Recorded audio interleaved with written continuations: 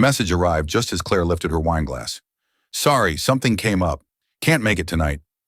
14 words, no apology that meant anything, no punctuation to soften the blow.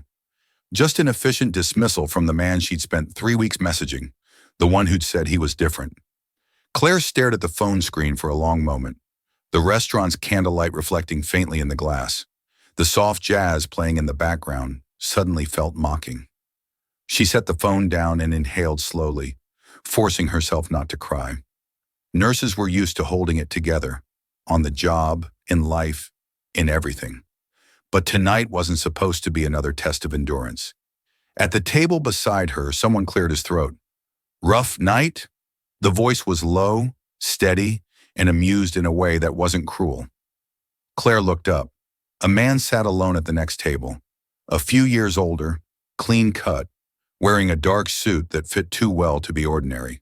His gray eyes were calm, his posture relaxed, and something about him carried quiet confidence rather than arrogance. Claire blinked. You could say that?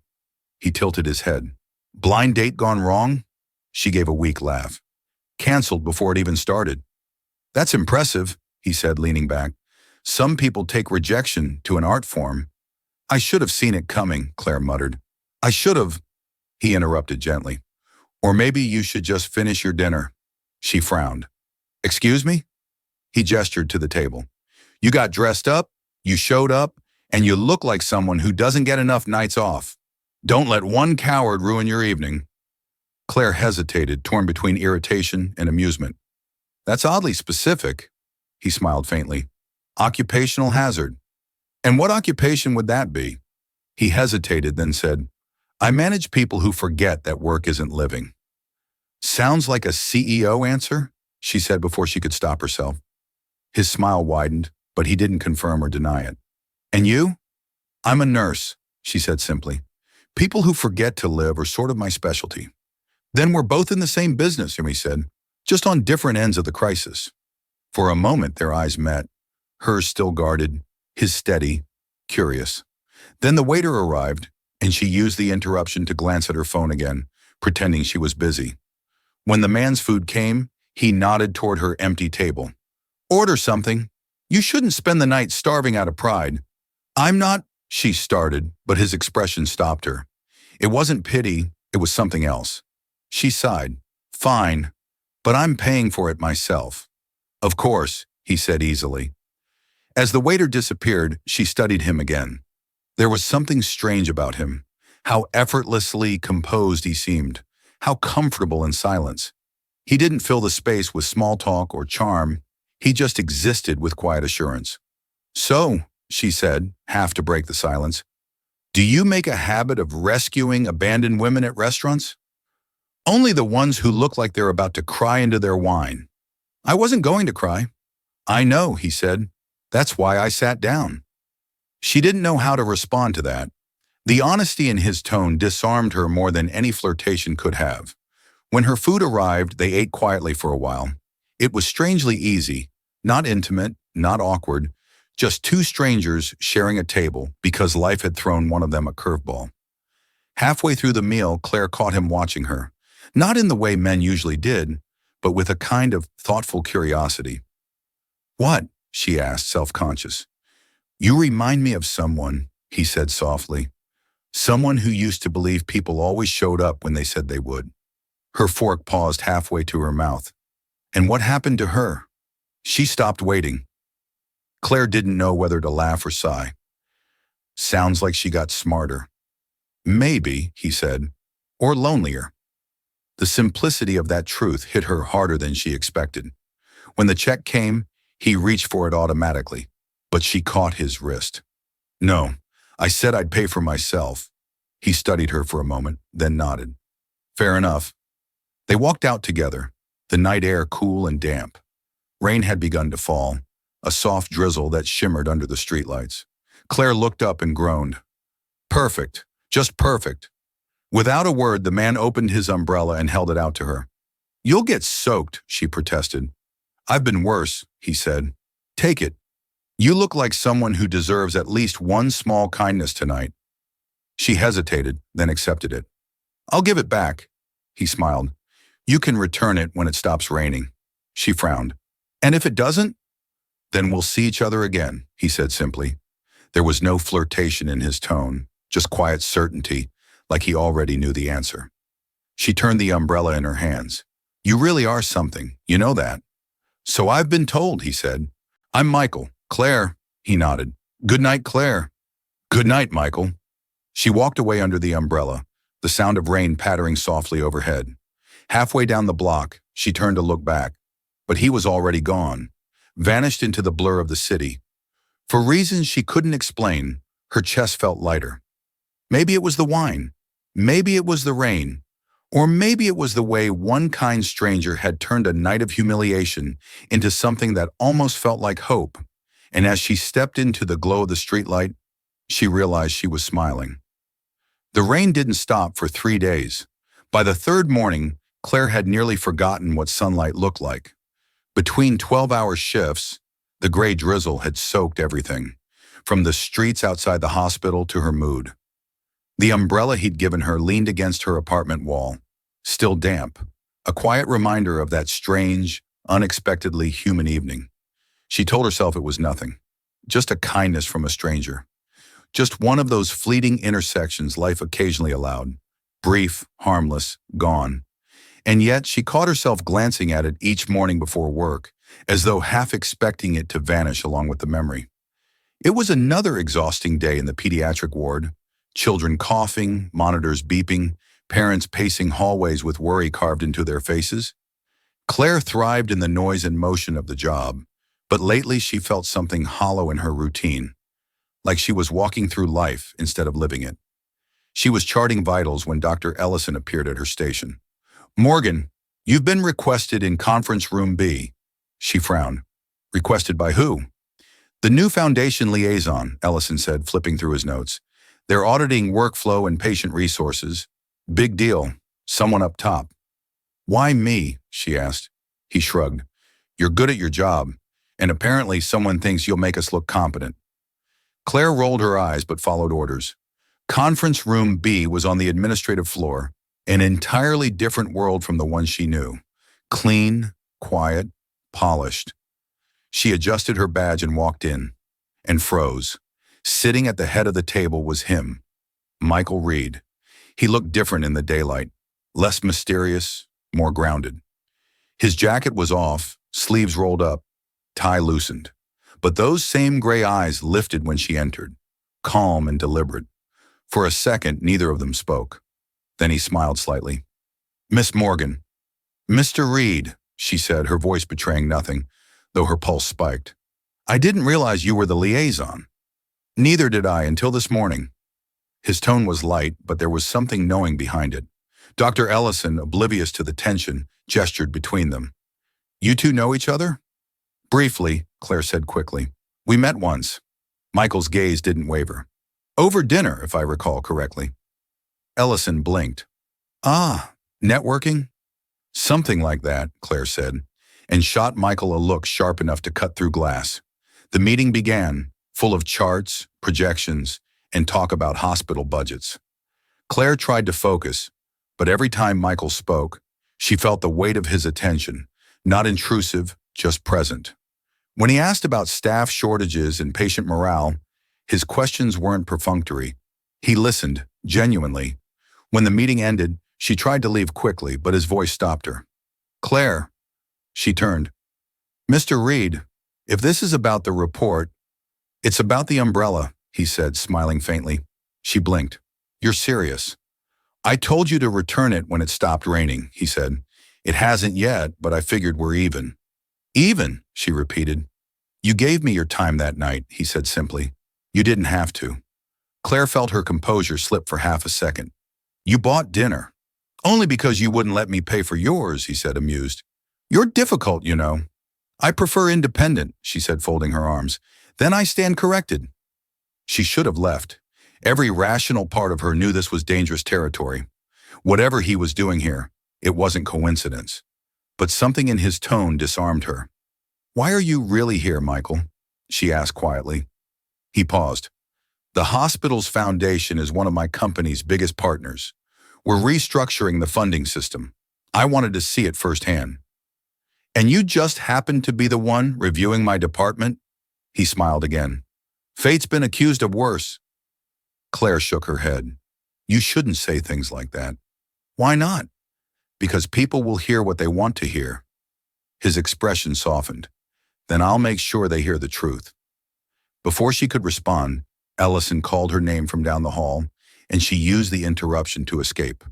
Over the next few days, he was everywhere, walking the wards, reviewing patient files, talking with staff. Always professional, always polite, but somehow always aware of her. The nurses whispered about him constantly. The Michael Reed, billionaire, philanthropist, the man who could buy the hospital twice over if he wanted. Claire tried to ignore the chatter. She had work to do, and the last thing she needed was to be associated with him again. But fate, or whatever force kept intertwining their paths, had other plans. It was late on Friday when she found him sitting in the dim cafeteria, nursing a coffee he clearly wasn't drinking. You really should stop showing up in my life like this, she said, dropping her tray across from him. He looked up, smiling. Maybe your life's just more interesting than mine. I doubt that, she said. You probably live in a glass tower somewhere. Glass doesn't make things clearer, he said. It just reflects everything you try not to see. She tilted her head. That's poetic. He shrugged. Occupational hazard. For a moment, silence. Then he said softly, I read your patient reports. You stay later than anyone else. Why? Claire hesitated. Because they need me. No, he said, because you think no one else will stay if you don't. She didn't answer. He leaned forward slightly. You carry the world like it owes you nothing, but it owes you more than you think. Her chest tightened. You don't know me, Michael. Then let me, he said quietly. She stared at him, torn between anger and something dangerously close to hope. Don't, she said finally. Don't try to fix something that isn't broken. Who said I was trying to fix anything, he said. Maybe I just want to see it. And for the first time, she didn't have an answer. The weekend passed in a blur of exhaustion and restless thoughts. Claire tried to keep busy, laundry, groceries, catching up on paperwork, but her mind kept circling back to him, to Michael Reed, the man who somehow managed to exist in two worlds at once. One where billionaires made decisions that shaped hospitals, and another where he sat quietly in cafeterias with people like her. She told herself she wasn't intrigued. She told herself she was wary, but intrigue had a way of masquerading as caution. By Monday, she had convinced herself that whatever strange connection existed between them would fade naturally. He'd finish his inspection, sign a few checks, and vanish back into the polished, unreachable universe of people who didn't get rained on. She was wrong. That morning, a memo went out to the entire hospital staff. The board had approved new funding for the pediatric wing, an investment made possible by Mr. Reed's ongoing partnership and personal involvement. The whisper started immediately. He's been spending a lot of time here lately. You think he's actually interested in someone? Did you hear he knows Nurse Morgan by name? Claire kept her head down, pretending not to hear, but gossip traveled fast in a place where the only thing sharper than the smell of disinfectant was curiosity. By the time she made it to the cafeteria for a late lunch, she could feel the eyes following her. And then, of course, he appeared. Michael walked in with that same calm confidence, exchanging polite greetings with the staff. When his gaze found hers across the room, he smiled. Not a grand, sweeping smile, just a small one, quiet and real. He sat down beside her like it was the most natural thing in the world. I thought you said you didn't eat hospital food, she said, trying for composure. I said I prefer better coffee, he replied, but I figured I'd make an exception. She shot him a look. You're not making this any easier, you know. I wasn't aware I was supposed to, he said lightly. People are talking. He glanced around. Let them. You can say that because you don't have to work here after you leave. He nodded slowly. You're right. For a moment, she thought that was the end of it. But then he said quietly, So tell me, what do I need to do to make it easier for you? The sincerity in his voice caught her off guard. Stop drawing attention, she said. He smiled faintly. That's a difficult request. Why? Because attention follows what it doesn't understand, he said. And I don't think anyone here knows what to make of you. She blinked. Of me? You don't play the part, he said. You do the work, you don't complain, and you don't expect recognition. Most people would trade kindness for status. You don't. Her heart stuttered. You don't even know me. He met her gaze. I think I'm starting to. She stood abruptly. I need to get back to my shift. He didn't stop her, but as she turned away, his voice followed her, soft and steady. You can keep running from what you're afraid people might say, Claire. But at some point, you'll have to decide if they matter more than the truth.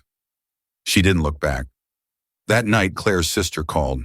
Anna's voice came through the line sharp as always. You're on the internet, you know. Claire froze. What? Not your face, Anna said quickly. Yet, but people are posting about him.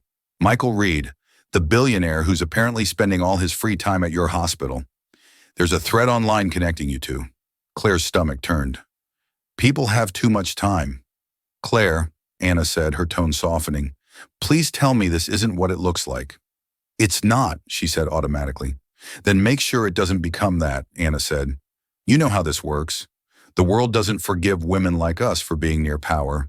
It assumes we're using it. Claire's chest tightened. You don't have to worry. He'll be gone soon. Anna sighed. For your sake, I hope you're right. When the call ended, Claire sat in the quiet of her small apartment, staring at the rain streaking the window. He'll be gone soon, she told herself again. But the words didn't sound convincing. By Wednesday, the tension in the hospital had reached a breaking point. Claire could feel it like static in the air. When she rounded the corner of the pediatric wing that afternoon, she found Michael kneeling beside a little boy's bed, showing him how to fold a paper airplane. The boy giggled as Michael launched it across the room, and for that one moment, all the stiffness and gossip evaporated.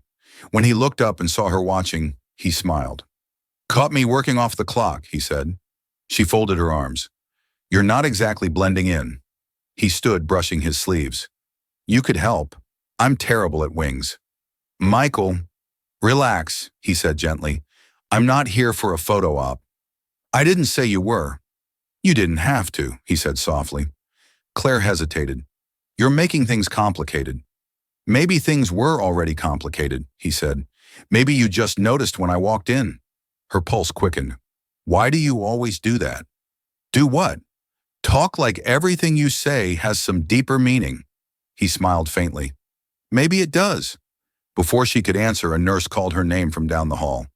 Duty gave her an excuse to leave, but not before he said, almost under his breath, you don't have to keep pretending you don't care. She paused just for a second, then she walked away. But that night, long after the hospital had gone quiet, she found the paper airplane sitting on her desk, neatly folded, perfectly balanced, and signed at the corner in his steady handwriting. For when you're ready to fly again. The rumors didn't fade. They evolved. By the end of the week, whispers had spread beyond the hospital walls. Someone had snapped a photo of Michael leaving the pediatric wing late at night, his jacket slung over one arm, his eyes tired but peaceful. A nurse had posted it online with the caption, Our mysterious benefactor, maybe too generous with his time? It didn't take long for the comments to turn cruel. He's obviously here for someone. There's a nurse he keeps visiting. Gold digger, mark my words. Claire saw the thread by accident. One of her co-workers showed her between shifts, thinking it was funny. She managed to laugh along, pretending it didn't bother her. But by the time she made it home, she felt the laughter like glass in her throat. The next morning, she found Dr. Ellison waiting for her outside the nurse's station. His usual humor was gone. Claire, he said carefully, can we talk? She followed him into an empty office. He shut the door. There's been noise about you and Mr. Reed. Her stomach dropped. I know what people are saying. None of it's true. I believe you, Ellison said, but the board doesn't care about truth right now. They care about appearances. Reed's donation is the biggest we've had in a decade, and the press is circling. I didn't ask for any of this, she said.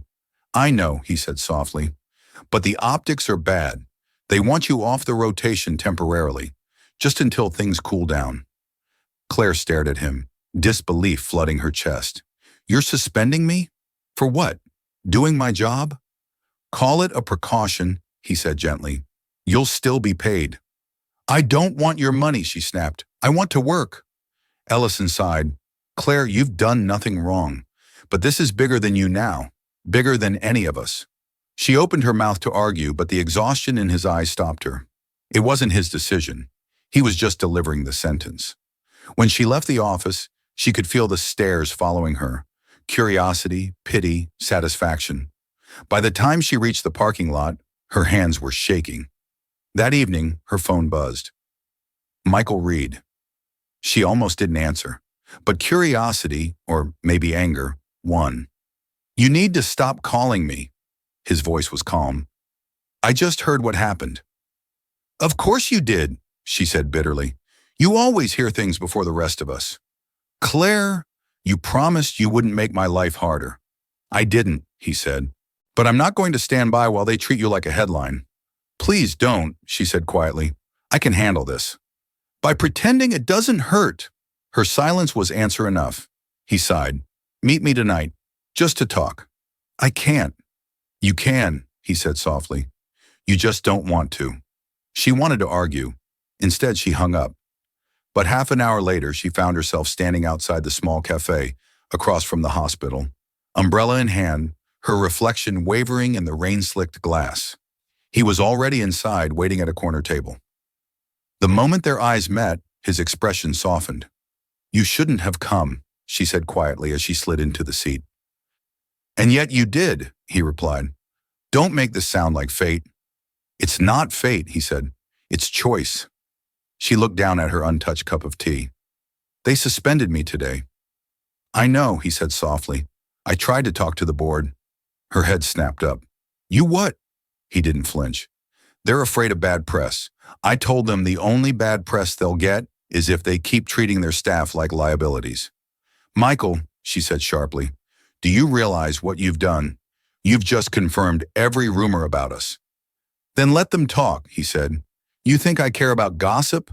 I don't care if you do, she said, her voice rising. But I have to live with it. I have to walk those halls and see the looks people give me. You'll leave when this is over. I can't. For a moment, the only sound was the rain against the window. Then Michael said quietly, You think I'll walk away? She hesitated. You always can. He leaned forward, eyes steady. Maybe I could, but that doesn't mean I will. The conviction in his tone made her chest ache. You shouldn't say things like that. Why not? Because I'll start to believe you, she whispered. He reached across the table, his hand brushing hers just enough to make her breath catch. Then believe me. She pulled her hand back, trembling. You don't understand what it's like to be judged by people who've never even spoken to you. He exhaled slowly. Then let me understand. Claire stared at him, torn between anger and something dangerously close to longing. You can't fix this, Michael. He smiled faintly. Who said I was trying to fix it? Then what are you doing? Standing with you, he said simply. Her throat tightened. Even if it ruins you. He gave a small, tired smile. Maybe I've spent too long being unruinable. They sat there for a long moment, the air between them heavy with everything they couldn't say. Finally, she stood. This isn't your fight. It is now, he said. When she left the cafe, the rain had eased to a drizzle.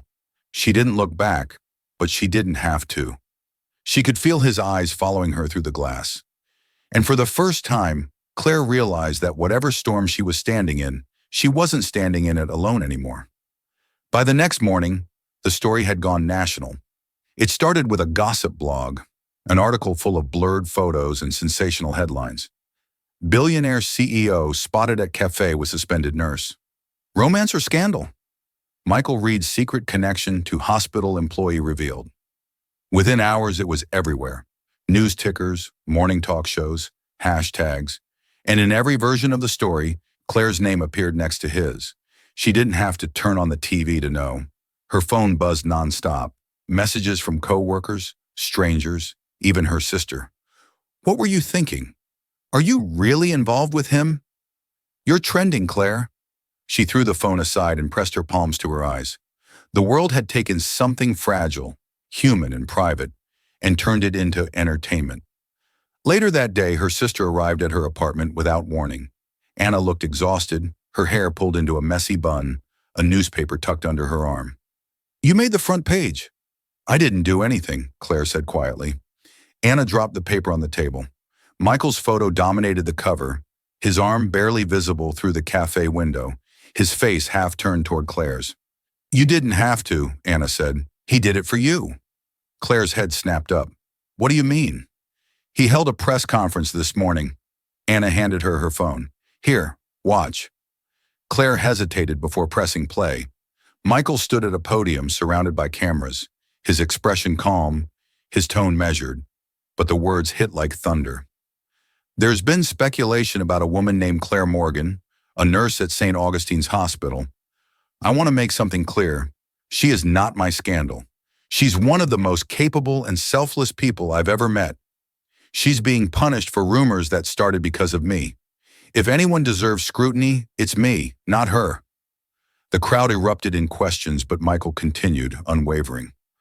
"I will not deny that I know her, that I respect her, or that her integrity is beyond reproach. But this narrative, the one that turns kindness into shame, ends here." The video ended. Claire stared at the screen, her pulse racing. "He said my name. On television." Anna nodded. "He's either the bravest man alive or the stupidest." Claire sank onto the couch, head spinning. "He just made everything worse." "Maybe," Anna said softly. "Or maybe he just told the truth." Claire wanted to argue, but the lump in her throat made it impossible.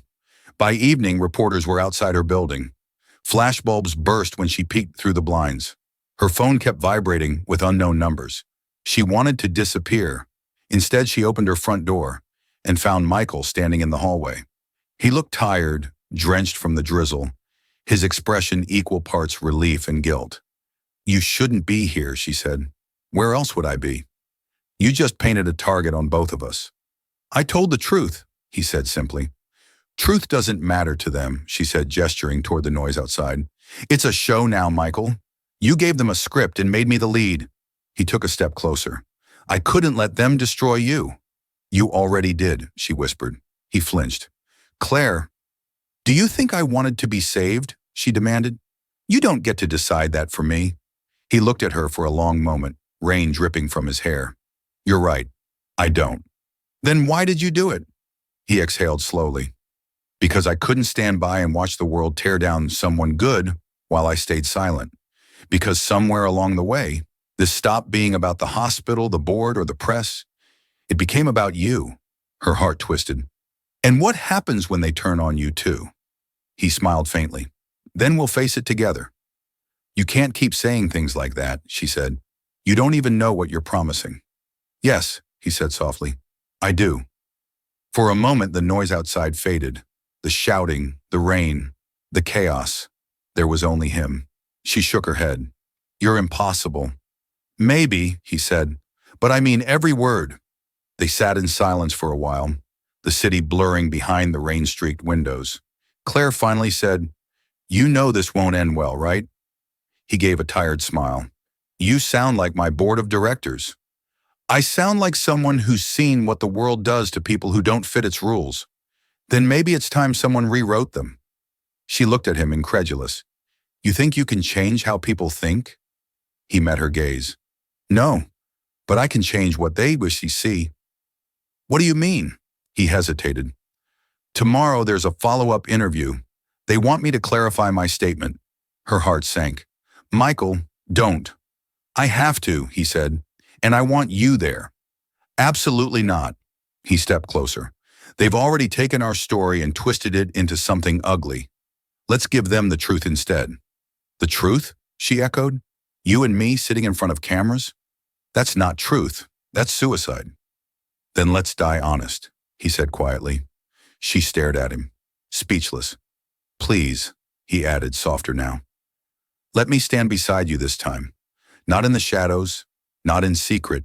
If the world wants a story, let's give them one worth remembering." Claire's throat tightened. For the first time, she saw fear in his eyes. Not of scandal, but of losing her. And that terrified her more than the headlines ever could. She didn't answer. She just turned toward the window, watching the reflection of cameras flashing in the distance. Some storms couldn't be outrun, some had to be faced. The next morning began in silence. Claire barely slept. She spent most of the night pacing her small apartment, the glow of the city bleeding through the curtains as her mind played Michael's words on repeat. Let's give them the truth. She wasn't sure which part scared her more, that he meant it, or that a small, reckless part of her wanted to believe him. When dawn broke, the rain had stopped, leaving the streets slick and gleaming. She stood by the window, clutching a mug of coffee gone cold, watching people hurry past with umbrellas folded under their arms, moving on while her life stayed suspended between disbelief and inevitability. At 9 a.m., her phone rang. Claire? Michael's voice was steady, almost too calm. The press wants to meet at noon. I can send a car. She closed her eyes. I told you I'm not doing this. I know, but I think you should hear me out before you decide. I already did. Claire, please, he said softly. They're going to tell the story with or without you. The least we can do is tell it right. Right? She repeated. You mean make it look like we're some tragic love story instead of a disaster? He didn't answer immediately. Maybe the truth doesn't have to be tragic. She laughed under her breath. You don't understand what it's like to have your name dragged through the mud. You'll walk away with a reputation for being noble. I'll walk away with people whispering that I slept my way up the headlines. I can't change what they think, he said quietly, but I can stand next to you when they do. His voice carried something she hadn't heard from him before. Vulnerability. It stopped her for a moment. I'll meet you there, she said finally, the words tasting like surrender. The media conference was held at a midtown hotel, all glass and marble, bright lights reflecting off polished floors. Claire had never been in a place like it before. Too clean, too deliberate, as if reality itself had been scrubbed away for the cameras. When she stepped through the lobby, people turned. Some recognized her.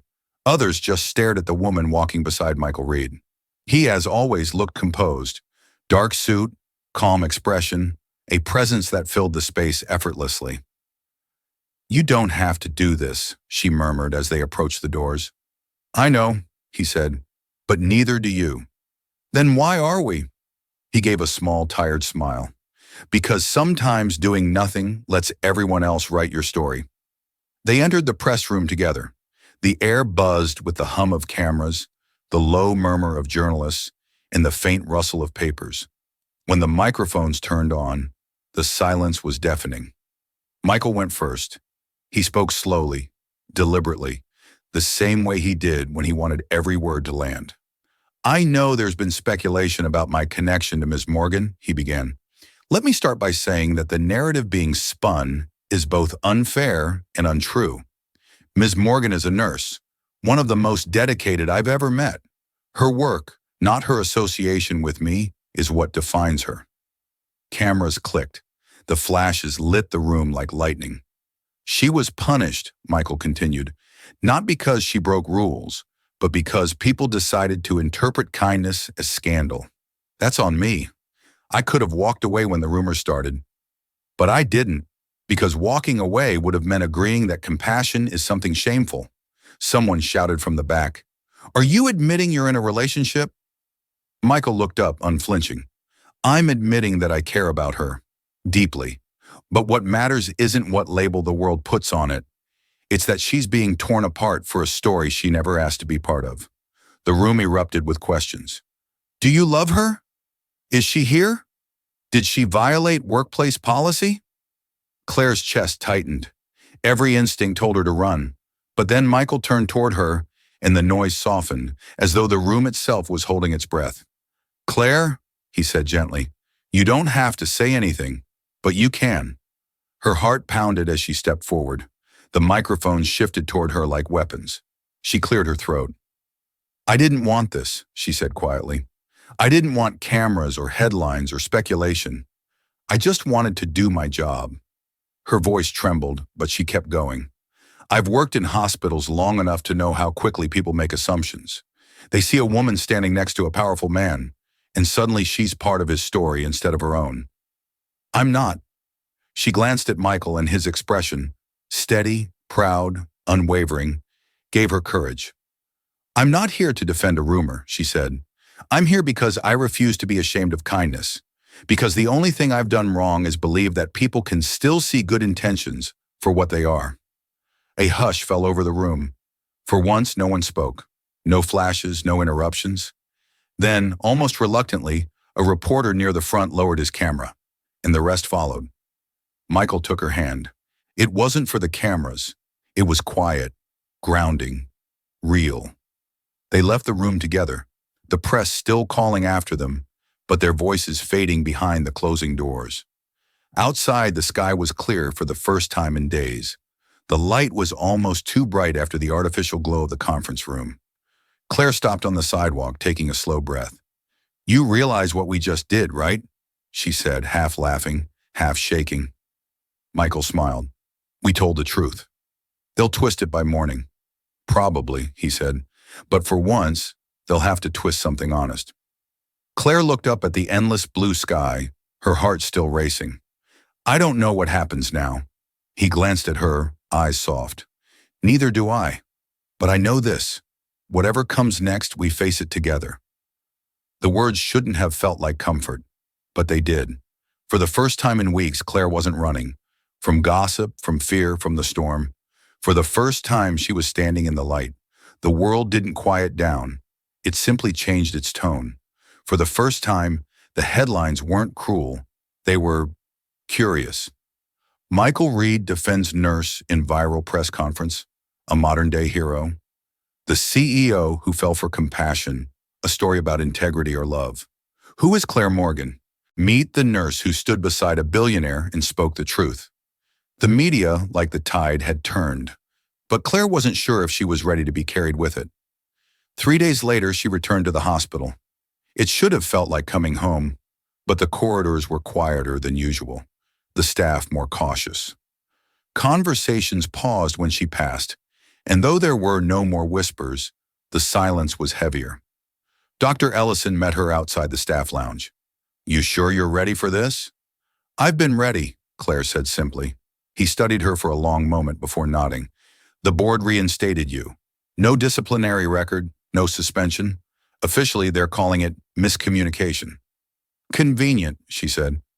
"Politics always is," he said with a small smile. "Still, you made an impression." She raised an eyebrow. "On the board." "On everyone," he said. "You faced a storm most people would have run from. That counts for something." Claire didn't reply, but the weight of his words lingered long after he walked away. Later that afternoon, she found Michael waiting in the lobby, his hands in his pockets, watching the sunlight spill across the marble floor. "You shouldn't be here," she said, though her heart lifted anyway. "Technically, I'm a donor," he said. "I'm allowed to visit." "You know that's not what I mean." He smiled faintly. "I wanted to see if you were okay." "I'm not," she admitted, "but I'm getting there." "That's something." They stood in silence for a moment, the noise of the hospital swirling around them, machines beeping, people hurrying, life moving on. "Michael," she said finally, "you didn't have to risk everything for me." He looked at her, eyes soft but steady. "You keep saying that like it was a choice." "It was a choice," she said, "and one you might regret when the next board meeting doesn't go your way." He smiled. "I stopped caring about board meetings the day I realized how many of them were about preserving power instead of purpose."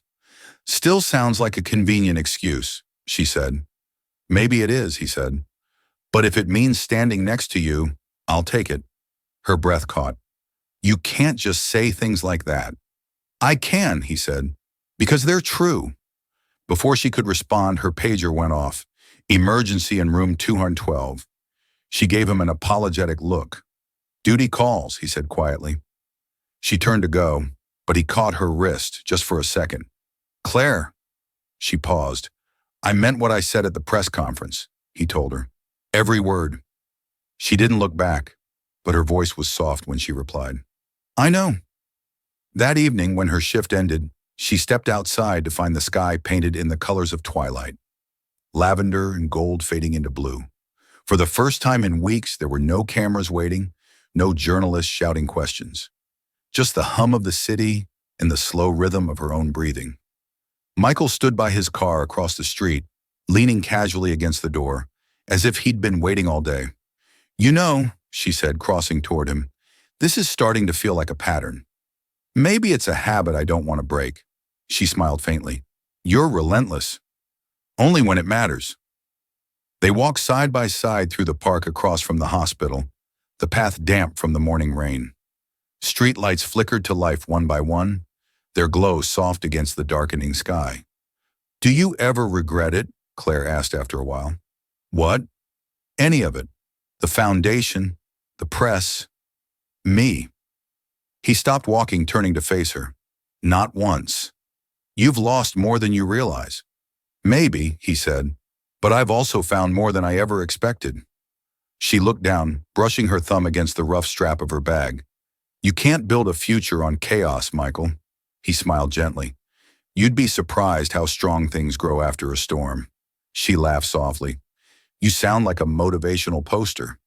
"Maybe," he said, "but you're the reason I started believing in what I was saying." Her heart squeezed, torn between affection and fear. "You make it sound so simple." "It's not," he said, "but neither is pretending I don't care." They stood there for a long time, the city moving around them like a slow heartbeat. Somewhere in the distance, a siren wailed and faded into silence. Claire finally said, "You should go home, Michael. You've done enough." He shook his head. "Not yet." "What do you mean?" He took a slow breath. "The board asked me to come back, to resume my position. They said if I distance myself from you publicly, they'll reinstate me completely." Her stomach dropped. "And you're considering it?" "I'm not," he said firmly. "I just thought you should know. Michael, this is your life, your work. You've built everything from nothing." "And for what?" he said quietly. "To sit in rooms with people who care more about profit than purpose? No. I'm done pretending that kind of life means anything." Claire's voice was barely a whisper. "What are you going to do?" He smiled faintly. "Something that matters, something honest."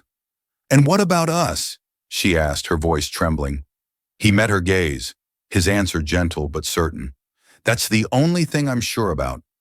They stood under the streetlight, the evening breeze carrying the faint scent of rain. For a long moment, neither spoke. Finally, Claire said, "You really don't know how to walk away, do you?" "Not when I've already found where I want to stay." Her breath caught. "You're going to ruin yourself." "Maybe," he said, "but you'll be the best ruin that ever happened to me." She laughed softly, shaking her head.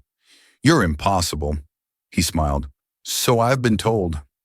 And when she looked at him in that fading light, tired, sincere, unguarded, Claire realized something terrifying and beautiful all at once. She wasn't afraid anymore. For days afterward, the world seemed to slow down, as if holding its breath for whatever would come next. The noise faded, no more flashing cameras, no more headlines. The air was finally clear enough for silence to feel like peace instead of punishment. Yet beneath that calm, something in Claire still hummed with unease.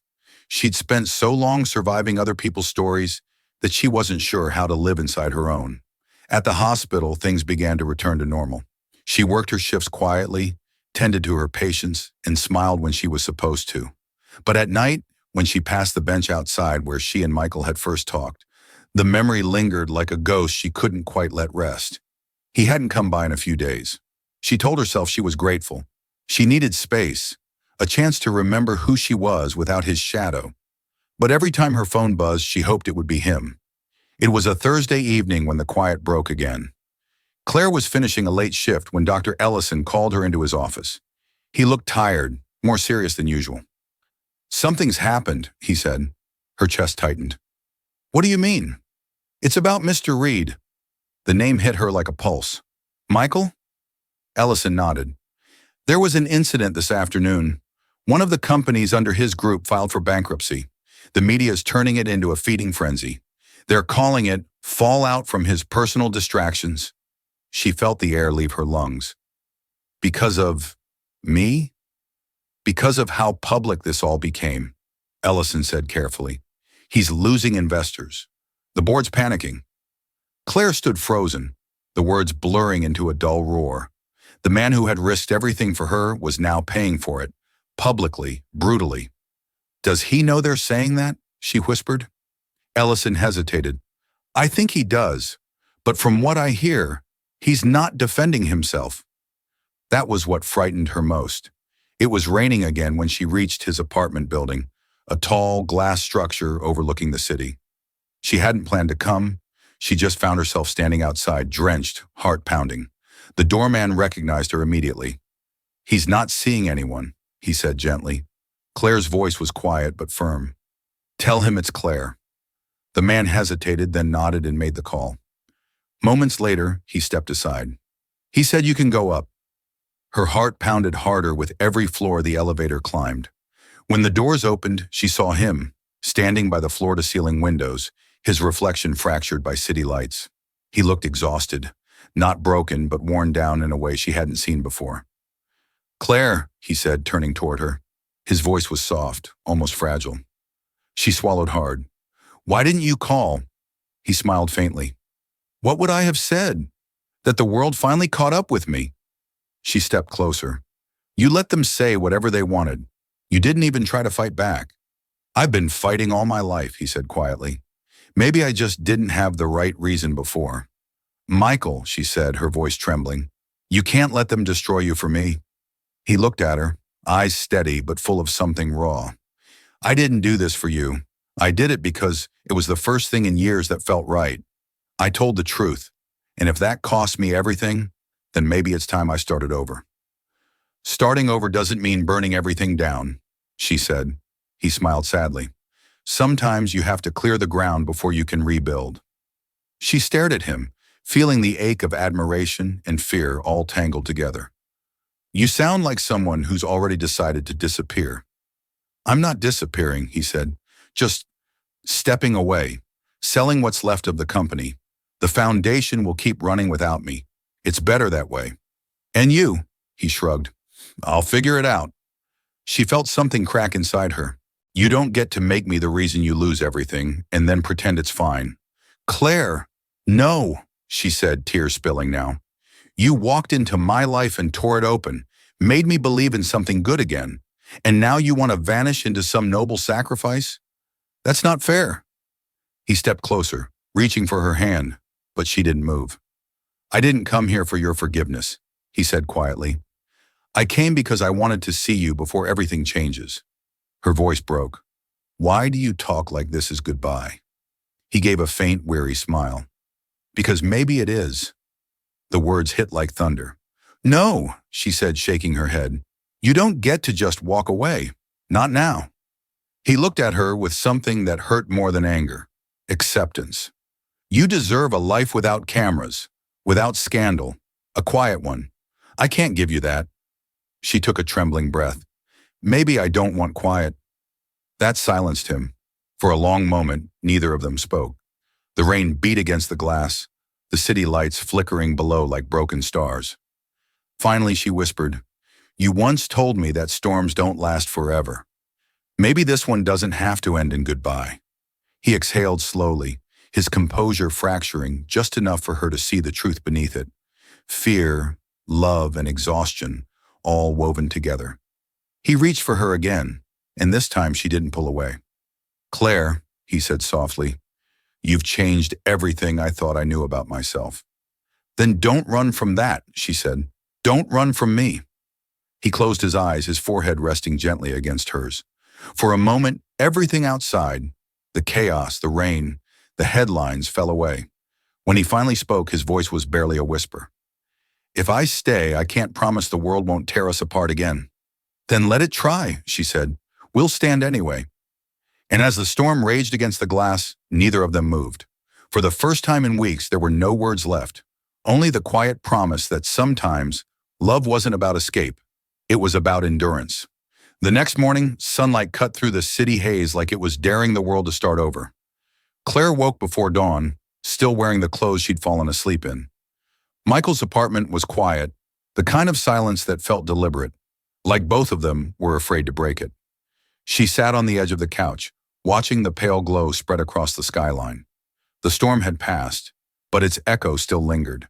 The headlines, the whispers, the choices that couldn't be undone. When Michael appeared in the doorway, barefoot and rumpled, She realized he looked human for the first time since she'd met him. Not the composed CEO, not the man with the calm voice and perfect timing, just someone trying to figure out how to rebuild. He leaned against the frame. "You didn't sleep."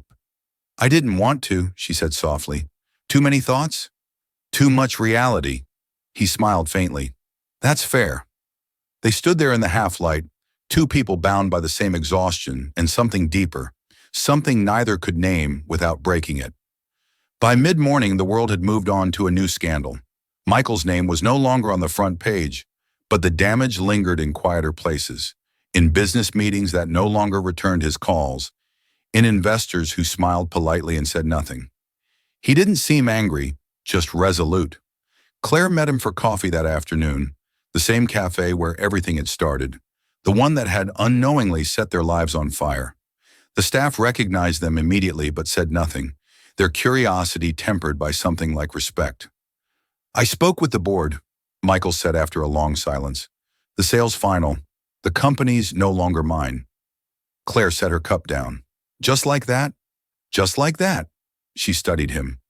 "You built it from nothing." "I did," he said. "And I'd forgotten what it felt like to lose something. Turns out it's freeing." "Freeing?" He smiled faintly. "When you've been in control for too long, letting go feels a little like breathing again." She didn't know what to say. For years, she'd thought of people like him as untouchable, built from confidence and privilege, immune to the ache of uncertainty. But now, sitting across from him, she saw it plainly. He was terrified and liberated all at once. "What happens now?" she asked quietly. "I start over," he said, "but not the way they expect." She raised an eyebrow. "Meaning?" "Meaning I want to do something that matters. Something real. I've been meeting with some of the doctors here, Dr. Ellison included. We're setting up a foundation, free medical aid, community health programs, scholarships for nursing students." She blinked. "You're serious?" "As serious as I've ever been," he said, "and I want you to be part of it." Claire stared at him, speechless. "You can't be serious." "I am," he said simply. "You're the reason I even thought of it. You taught me that saving a life isn't about scale, it's about intent." Her throat tightened. "Michael, I can't run something like that. I'm just—" "A nurse?" he finished. "Exactly. The kind of person who understands what this work is actually about. I don't need another executive. I need someone who believes." She shook her head slowly. "You're unbelievable." "That's not a no," he said, smiling. She sighed. "You make everything sound so easy." He leaned forward, his gaze steady. "It's not, but I'd rather build something with you than rebuild what I lost without you." The words hung between them, unguarded and real. Claire felt her defenses crumble. "I don't know what I'm supposed to say," she whispered. "Say yes," he said gently. She hesitated, but her heart had already answered. "Then yes." That evening, they walked through the park across from the hospital, the place where she'd first seen him under the rain, offering her an umbrella and a moment of grace she hadn't asked for. The air was crisp, the puddles glimmering under the glow of the street lamps. "It's strange," she said quietly. "I used to hate this city. It felt too big, too indifferent. Now it feels smaller." "Maybe it's because you finally let someone stand beside you," he said. She smiled faintly. "You have an answer for everything. Only when it's about you." They stopped at the bench where they'd sat months ago. He brushed a hand over the cold metal before sitting down. "Do you ever think about that night?" "Every day," she admitted. "Sometimes I wonder what would have happened if you hadn't spoken to me." "Then we both would have gone home a little emptier," he said. She laughed softly. "You really are impossible." "I know." For a moment, the only sound was the wind through the trees. Then she asked, "Do you ever miss it? The power, the certainty, the control?" He considered it. "Sometimes, but then I look at this." He gestured toward her, toward the city glowing in the distance. "And I remember that control isn't the same thing as peace." Claire looked at him, really looked. This man who had once been a headline, now just a person finding his way back to meaning. "You're different now," she said softly. He smiled. "So are you." "Maybe we broke each other," she said. "Or maybe we fixed something that was already cracked," he replied. She didn't answer, but she reached for his hand, their fingers intertwining easily. The city lights flickered in the reflection of the puddles, painting their faces in shades of gold and silver. For the first time, there were no expectations, no audience, just the quiet truth of two people who had been through the fire and come out still holding on. Later, when they parted ways, Claire turned back once. Michael was still sitting on the bench, watching the sky like a man finally at peace with its storms, and she realized something. She wasn't afraid anymore. Not of judgment, not of chaos, not of what came next. Because whatever the world decided to call their story, it didn't belong to anyone else anymore. It was theirs. Spring arrived quietly, washing the city in a softer kind of light. The headlines had long since faded, replaced by newer stories. New controversies. The world had moved on, but Claire and Michael hadn't gone back. They had gone forward. The foundation was real now. The Reed Morgan Initiative, a name Michael had insisted on, and one Claire had only accepted after a long argument. Its office was modest, a renovated floor in the hospital's east wing, filled with sunlight and the faint smell of coffee and printer ink. Nurses, volunteers, and young interns filled the space, their laughter and chaos replacing the silence that had once lived there. Claire often thought about how strange it all was, that her life, once built around survival and quiet dignity, had become something larger than herself. That somewhere along the way she had stopped running from the storm and started walking straight into it. One morning, as she reviewed applications for the scholarship program, Michael appeared in the doorway. "You know," he said, leaning against the frame, "most people who leave the corporate world take vacations, not create entire empires of kindness." She looked up from her papers, amused. "Is that what we are? An empire?" He shrugged, smiling. "A small one, built on caffeine and idealism." "You forgot stubbornness," she said. "I was being polite." She laughed and set down her pen. "What brings you here this early? Don't tell me you found another company to dismantle." He crossed the room and sat across from her, his smile softening. "Actually, I came to talk about something else." "Oh?" He hesitated for a moment, fingers tracing the edge of her desk. The board reached out again. "They want me back." Claire froze. "Back? As CEO?" He nodded slowly. "They said the scandal's old news, that I've rebuilt my reputation better than anyone expected. They even offered me double my old salary." Her heart tightened, though she wasn't sure why. "And what did you tell them?" "I told them I'd think about it." The silence stretched between them, heavy but not unkind. Finally, she said, "You miss it." "Parts of it," he admitted. "The challenge, the structure, the sense that I was building something that mattered." She nodded, keeping her expression steady. "Then maybe you should go back." Michael leaned back in his chair, studying her. "That's it? No argument? No, you don't need them anymore speech?" "I don't tell people what they should or shouldn't do," she said softly. "Especially not someone who's already sacrificed too much for me." He smiled faintly. "You think this was a sacrifice? Wasn't it?" "No," he said. "It was a choice, and it's one I'd make again." Her throat tightened. "Then what's stopping you?" He looked at her for a long moment. "You." The word landed like a confession. "Michael, I don't mean that as blame," he said. "I mean, this place, this work, you. You remind me what the world is supposed to be about.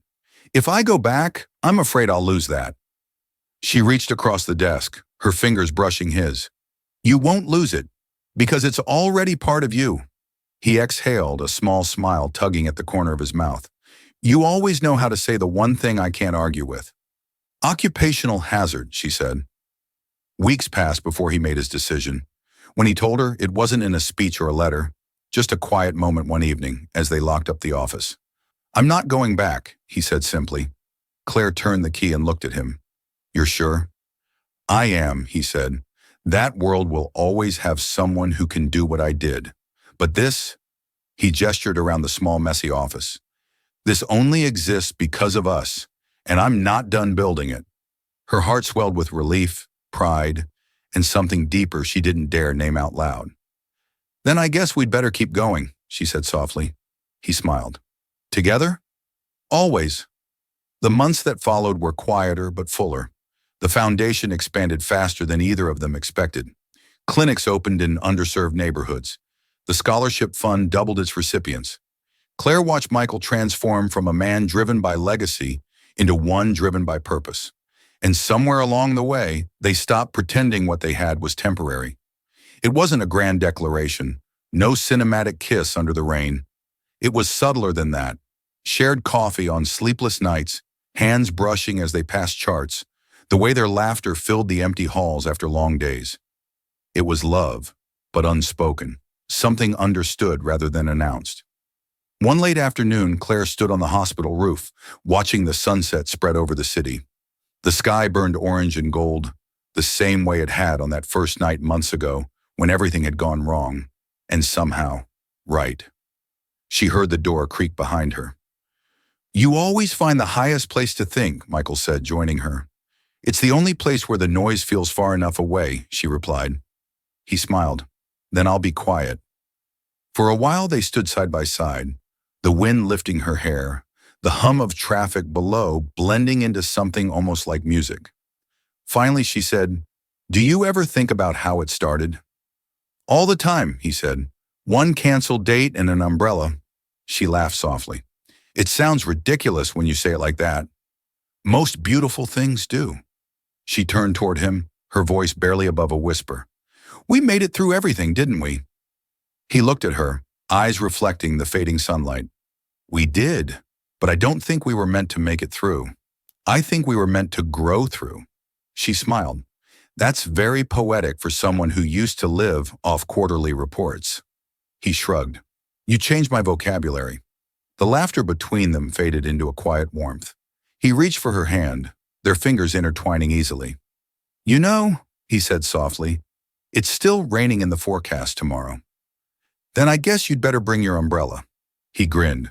Only if you promise not to give it back this time. She looked up at him, her eyes full of something that finally felt like peace. Deal. And as the last light of day melted into night, Claire leaned into him, the city stretched below like a promise kept.